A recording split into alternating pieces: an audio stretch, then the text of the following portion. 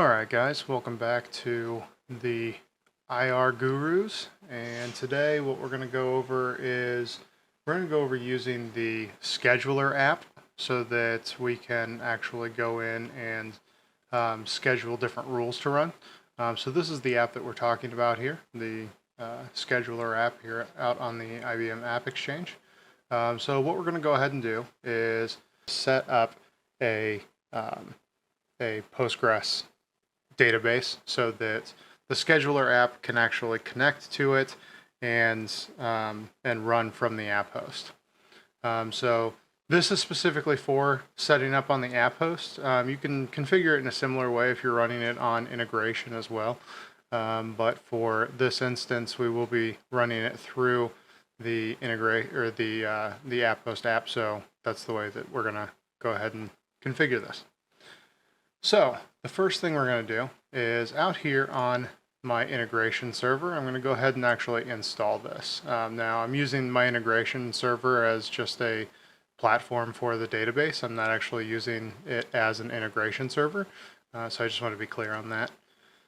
So first things first, what we're going to have to do is we're going to have to upgrade the system.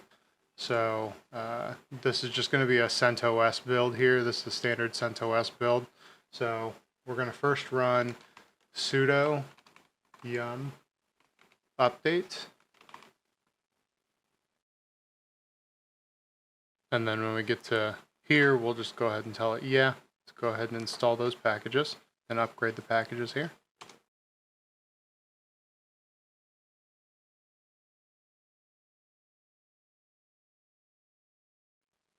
Alright, and now that that is complete, we'll go ahead and hit up, and then we're actually going to do upgrade.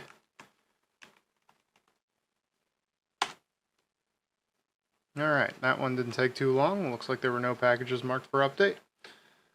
So the next thing we're going to do here is we're actually going to set up, or we're gonna have to install the Postgres database.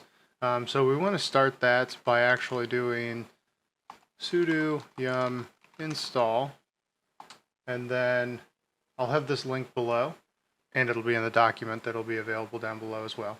But we are going to have this database here that we're going to download for install. And essentially this will be all of the repositories, or the repository for the Postgres database. That way we can have all of the options of the Postgres output, or the Postgres servers or databases, that is, that there are. So next we're going to run sudo again, and then yum, and then install this time, and PostgreSQL, then we'll do 14, and then dash server, because of course we're setting up a server here. And once it gives us this option, we're going to go ahead and tell it yes to go ahead and install the packages.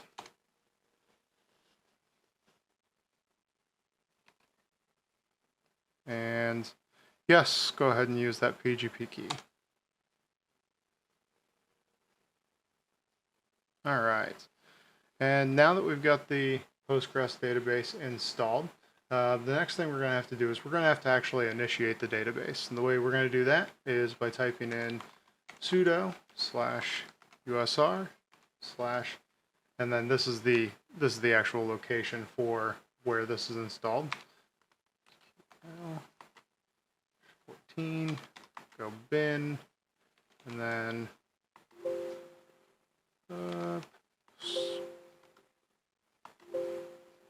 oops.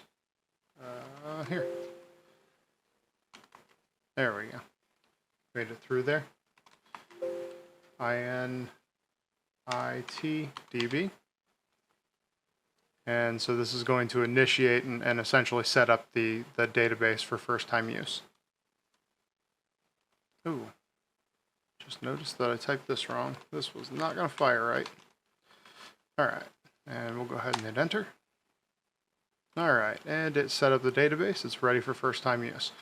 Now, this is great. We've got the database set up. However, if you shut the server down, it is not going to it's not going to be running. So we got to do two things now. We have to actually start the database service, and then we're going to enable the database service. And enabling the database service allows that to automatically start the database on start of the server itself. So if the server gets rebooted, it'll continue to run. So we'll do system. Oops. Move my mouse here. Sorry, system control. We're going to go ahead and start the PostgreSQL -14. So that's, since we installed 14, we're going to go ahead and start 14 here. So now if we run the, come back here and run the status command, we can see that this is running. So the next thing we're going to do here is we're going to come back here, and instead of running status or start like we did the first two times, we're going to go ahead and do enabled. Here, it's just enable, sorry. All right, now we can see that that link has been created. So now this is a service that will run on start, so we'll be all set there. So the next step we're going to do here is we need to actually check to see if the service is running and listening on the correct port. So the way that we'll do that is we'll do a netstat, and we'll do a -NA, and then we'll pipe that into a grep, and then this this service runs on 5432. So we'll look for that port, and here we can see that the PostgreSQL is running, and it is running on port 5432. So we're all set there. And another thing that we might want to do just to make sure that we're able to connect to it is, or at least connect to it on the local server, is we can use Netcat. So I don't know, yeah, it's not installed on here right now. So we'll do a yum install nc. Oops, need to be root.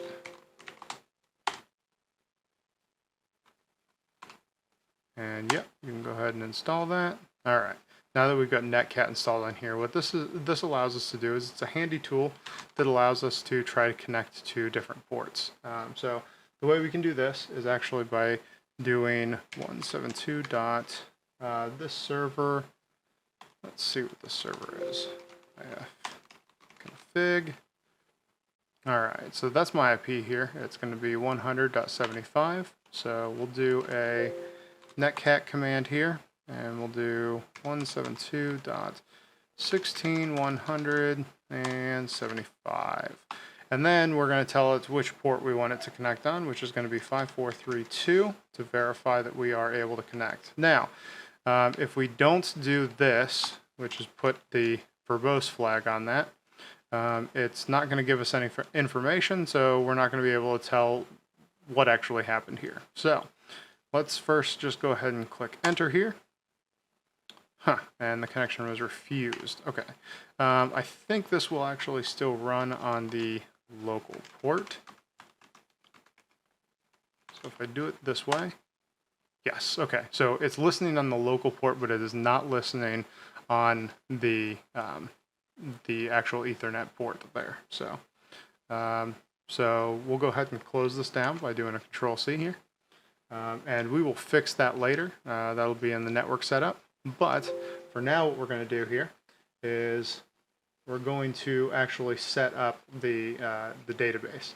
So the way that we're going to start by setting up the database is first create a user. And that's going to be sudo -u, and then we're going to use the Postgres user that was installed or created when we installed Postgres. And then we'll do the create user, and we'll make this interactive. So it wants to know the name of the role. So what we're going to do is we're going to go ahead and call this scheduler. Does it want to be a super user? Yes, we'll go ahead and give it super user abilities. And so we're all set there. So the user has now been created. And the next step will actually be to create the database for that user to be connected to. So we'll do sudo -u Postgres again. And then from here, we're going to go ahead and do create DB. And then we're going to give the database a name, which is going to be scheduler. And you'll get this permission denied error. Not entirely sure what that's about, but I do know that this works even if you get that. So you can just ignore this for now. If you happen to know what this error is, I haven't done a ton of research into it, but since it was working, I didn't feel the need to really jump into that and look. But go ahead and leave in the comments down below what that error is, so we can all learn together here. Next step is, now that we've got the database created, obviously we don't want to use the default password that the scheduler has. That the scheduler user has. So we're going to go ahead and we're going to alter that. The way that we do that is first by typing sudo -u and then Postgres.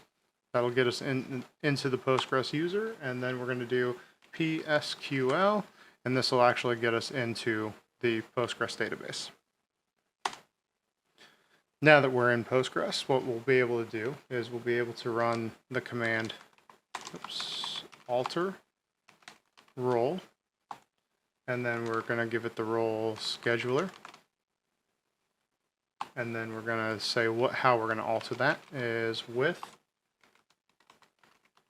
password, and then from here we're going to give it the super secret password. Of course you can set your password to whatever you want, but it's going to be password ! 123. That's just security right there for you. That's the best password you can get, I think. But then we'll do a semicolon at the end of that, and we'll hit enter. It's going to go ahead and alter that role, and it's going to go ahead and add that password or change that password on that user. This will allow us to add a little bit of security. Otherwise, the password for scheduler is scheduler, and we all know that password is not very good. So the next step we're going to do here is now we've got the Postgres database installed. We have the database initiated. We have actually set it up, and it is running, as well as ready to be run automatically on reboot. And then we've created the database user, set the password for that user, and created the database. So at this point, we are done creating the database itself, but we got to do a couple of changes to the config file for the database, and that'll allow us to handle that connection error that we were getting earlier. So the way we're going to do that is we're going to go ahead and exit the database here, and there's going to be two config files we're going to look for. The first one is going to be sudo v, it's going to be in var lib,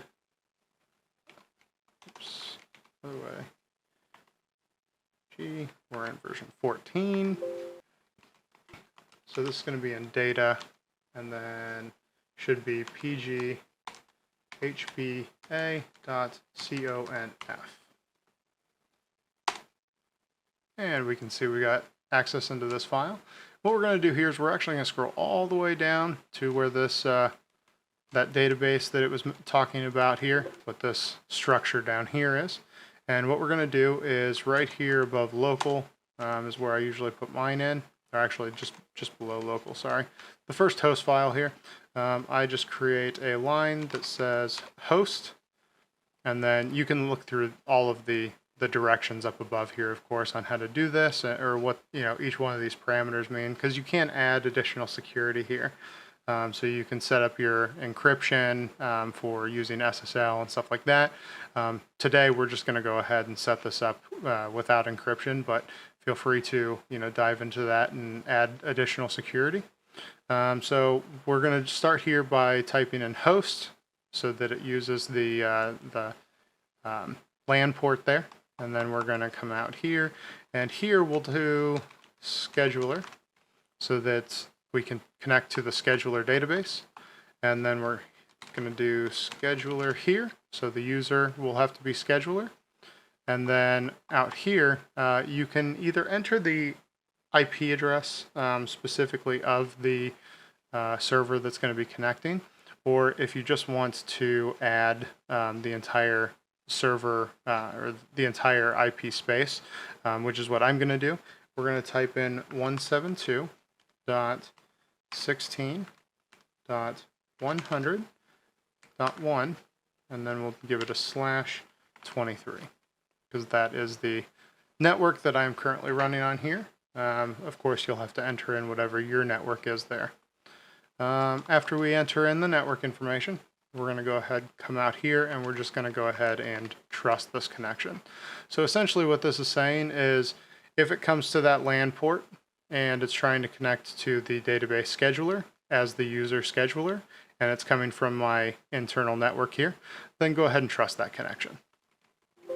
So we'll go ahead and end this here. We'll hit escape, and then of course WQ, or however you're editing yours. And then the next file that we need to go and edit is actually going to be in the same file. So we'll just go ahead and hit up, and we'll come back, and we'll do PostgreSQL.conf. And here we get into this configuration file, and all we're going to look for here is we're going to come down into the connection and authentication area, and we have these two things here. First, we're going to go ahead and uncomment out that port, and then we're going to come up here and we're going to uncomment out the listen address, and then we're actually going to come out here. We're going to erase the address here, and we're going to go ahead and put in, oops, there we go. We're going to go ahead and put in a wildcard there. And of course, my OCD makes me want to make sure that that's all lined up still, so we'll go ahead and tab that back out. At this point, we have updated this file, all we need. So let's go ahead and write this out there to make sure that this file is updated. Now that we've updated both of those files, what we're going to do is we're going to restart this service. So I'm just going to come up here, and we will restart that. So we're just going to do that sudo system control, and this time we're going to run restart as the command, and then of course on the service the Postgres version 14. And of course, if we need to check that again, we can come in here and do status, and that'll allow us to see this is still running. So the update or the restart ran perfectly. So we are good to go on that. Now, one thing I wanted to do is we can do history here to see what commands we ran. And if we look back, we can see on the command 148 there, we actually, that's the command that we ran trying to connect to the outside, or from the outside to the database. And we want to run that command again. So what we can actually do is just do the bang and then 148, and it'll rerun that command for us. And we can see now it's actually connecting. Now, if we come out to, here's my app host, and I try to run that same command, I'll copy and paste that in there. But if I try to run this command out here, we're going to see that there's no route. And the reason that there's no route is actually because the firewall is still closed on this. So what we're going to have to do here, this is specifically for Cent. This will change, of course, depending on the version you're running. But for CentOS 7, what we're going to do is we're going to run the sudo firewall-cmd. Then we're going to go ahead and put this in the zone of public, and then we will do add port, and we're going to add the port of 5432/TCP. So we're going to add the TCP port of 5432, which is, of course, as we saw earlier, the port that this is running on. And then we want to go ahead and add the permanent flag. And what that does is that says when the firewall is restarted, don't erase this. Don't get rid of this rule. So, of course, this is how you do it on CentOS. Now that we've ran this command, we'll have to go ahead and restart the firewall service. So we'll do sudo system control, and then restart firewall D.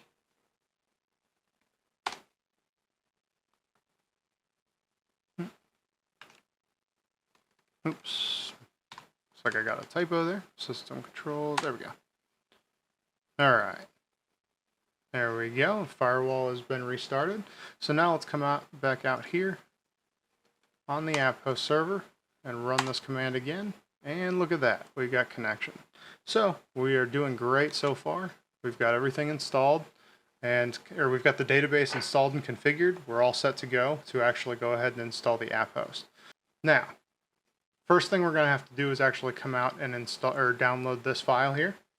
I have already downloaded it, but what we're going to go ahead and do here is we'll jump over to our Resilient or SOAR box, and I'm going to go ahead and log in.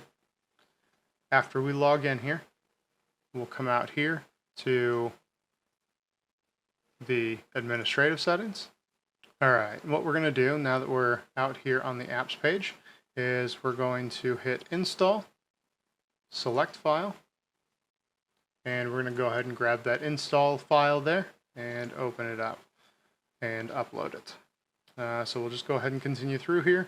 These are all of the things that the integration is going to add, or the app host app is going to add to the system. So we're just going to go ahead and hit install. And now that that's installed, we need to go ahead and come out here to configure it. Now what we're going to do is we're going to come out to the configuration. We're going to go to the app config. Next, we're going to set up the time zone. So for me, I am in the New York time zone, or the Eastern time zone. So we're going to type in America, and then New York. And then we're going to come down here, and the data store directory, because of the fact that we're installing this on an app host, we're not going to use this. You may use this if you have it installed as an integration, because at that point you can actually set up the integration and the database on the same server. But of course we can't do that on the app host because of the way that containers work. So what we're going to do here is we're just going to go ahead and comment this out, and then we'll come down to the DB URL, where we're actually going to configure our server here. So here, the username is, of course, scheduler. And then the password is going to be our super secret password, 123. And then our host name here for you, whatever your host is. But for me, it's going to be 172.16.100, and I don't remember what I think, oh, that was 75, I believe. So we type that in, and then we're going to have to give our port number here, which here, let's go ahead and scoots to the side here so you can see the rest. And then this is going to be port number 4532, and then the database is going to be scheduler. Now that we've got this done, we have this all configured. So what we can do here is we can come down, we can select our app host and test the configuration. All right, and after just a minute here, we can see that the test ran successfully, that it was able to connect to that database. So we're going to go ahead and come up here, and we're going to hit save and push changes. And now that we've got this configured, we can go out to the details page and go ahead and deploy this app. All right, and now we can see that the scheduler has been deployed and it is ready for use. So what we can do now is we can jump into our customizations. Now, one thing that I did, there's two different ways you can do this now, of course. You can either run it from a rule here, which is just one of the rules that you may be using. One of the rules that I set up here just to test this out is this scheduled note. And essentially what this rule is doing is it's just running this script. We can come over here to the script and see the test note. And we are just saying that this is a note from the scheduled job. So this is what we're going to be scheduling to run. You can run it from a rule, like I said, or you do have an option of, if you've got a playbook out here, you can run it off of a playbook. We'll go to our incidents. I've just got a quick incident here that I got simulated. We're going to go ahead and click on this. And then we're going to come out and we're going to go up to actions. And we've got this schedule a rule playbook to run. We can click that. Now, you got a couple different ways you can schedule this. You've got either cron, date, delta, or interval. And essentially what these options are is cron is something that you would run as like a cron job you've probably heard of. If you don't know a lot about that, that's all right. I had not really heard much about cron jobs before either. This is something that a lot of times devs will use as they're trying to test different things. But essentially, if you're looking to run a cron job here, you can actually come out to Wikipedia out here. You can see that this is how you would actually establish your cron job time of when you want this to run.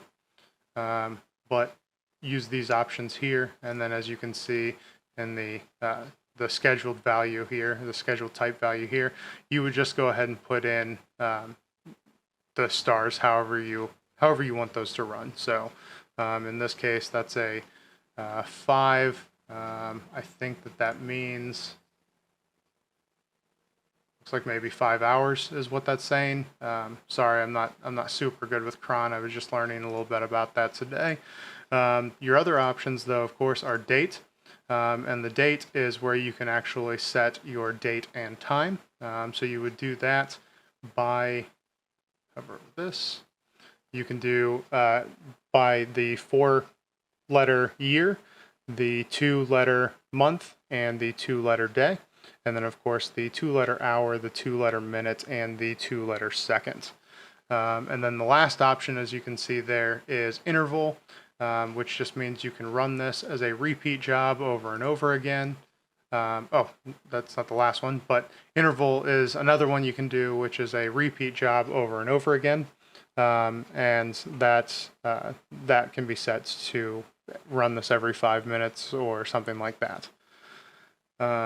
The actual last option is delta, which delta gives you the ability to schedule it to run in 5 minutes or something like that. So you could do, where the interval says do it every 5 minutes, the delta says just run it in 5 minutes. So what I'm going to do today is I'm just going to go ahead and use the date. So first things first, we'll type in 2022. And then, oh wait, let's see what that format was again. Oh yeah, so they want a dash in there. So we'll put a dash, and then today is June, so we'll do 06. And then it's the 30th, so we'll do 30. Then what we're going to do is we're going to do hour, which right now it's 9 o'clock. So that would be 21. And then it is, we'll set this probably for 30. I might have to recalculate this depending on how long the rest of my discussion goes here. And then I'll just go ahead and do 0 seconds. So the next step is we're going to go ahead and do schedule rule name. And essentially You can, of course, in the back end, go ahead and define this specifically on what you want to title this, or of course, as I'm doing here, I'm defining it as a user trying to run this or an analyst trying to run this. So what we're going to go ahead and do is we're going to go out to my customizations, and we're going to say that I want that rule, the scheduled note rule here, to run. This is obviously not a playbook, but if you were running a playbook, you can set that here. And then you can also set any parameters you need for fields if there's any kind of requirements for rule fields. So you can set all that here. And then you can set a prefix here just to define what you want it to title it or name your rule. So in this one, we'll just call this note, and then we'll go ahead and execute. Oh, this might not have worked. Looks like I hit the time right at the same time, so might have to run this again.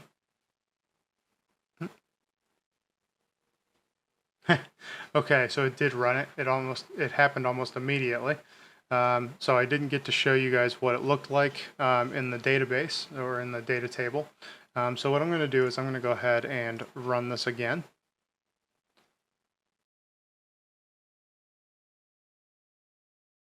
All right, so we've got it scheduled again. And this is just so I can show you guys what the data table itself looks like. But what we'll do here is we'll hit execute. And it's going to go ahead and go out to the database. It's going to go ahead and schedule that database or that to run. But what it's also going to do here is you can see it added a row to the data table.